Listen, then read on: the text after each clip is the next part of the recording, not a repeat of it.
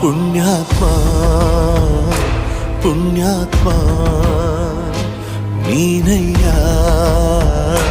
ಪುಣ್ಯಾತ್ಮ ಮಂಡಲ್ಲಿ ನಿನ್ನದೆ ಶ್ರೇಷ್ಠ ಕಥೆ ಶ್ರೀಮಂತ ನೀನಯ್ಯ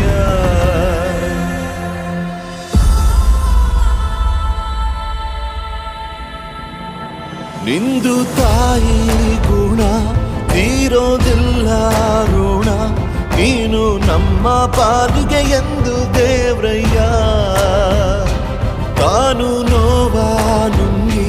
ಜೀವ ನೀಡೋ ಮಗ ನಿನ್ನ ಪಡ್ಕೊಂಡಿದ್ದೆ ಪುಣ್ಯ ಗಣಯ್ಯ